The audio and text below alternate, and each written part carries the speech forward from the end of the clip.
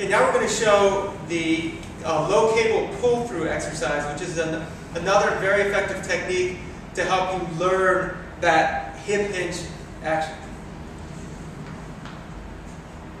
Patrick's going to grab the rope. He's going to walk out a few steps.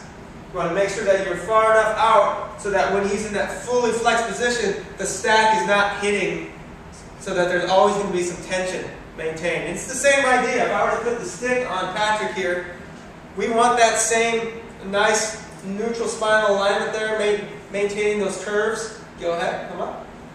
And he's really hinging through the hips, only bending the knees as much as he needs. And this really teaches you, for the kettlebell swing, that the weight is coming from behind you. It is not a vertical up and down kind of motion.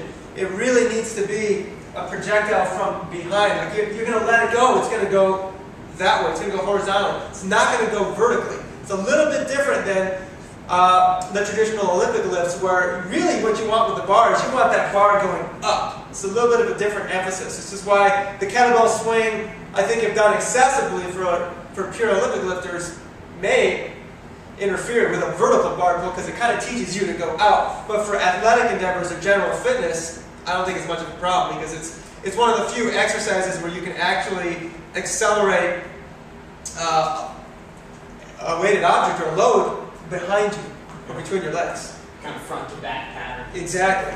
So we think that it's worth it, but it is a different trajectory than the Olympic lift. But we feel that this drill is very helpful for giving people just the idea, because really it's got to be in your brain. You have to figure out the feel of a good kettlebell swing before you can actually get it. Okay, you guys have made it through those initial drills. Hopefully those were helpful. Now we're going to actually just try to go over the swing proper. There's a couple different ways you could do it when you're learning it. One way would be to sumo deadlift it progressively more behind you.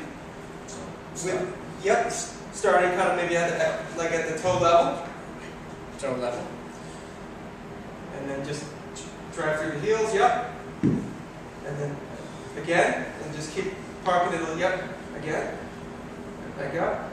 So eventually you're basically going to be almost in that hip hinge pattern, where from there you can just break it a little bit, give it a couple swings with your arms, and then just give me a nice swing. Boom, good. And then you can continue.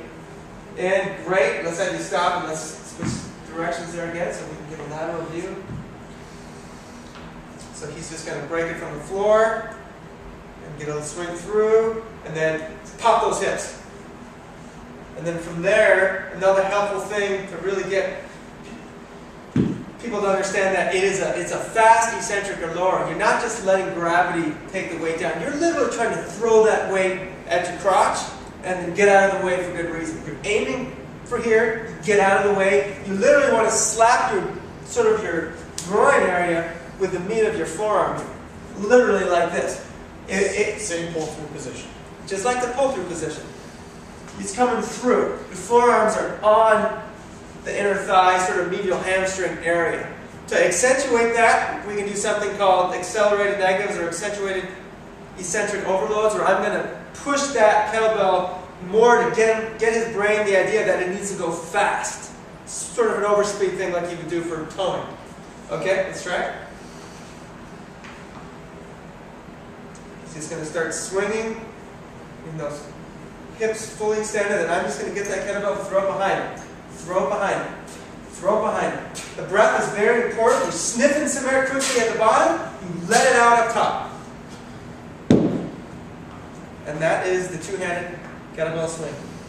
Enjoy.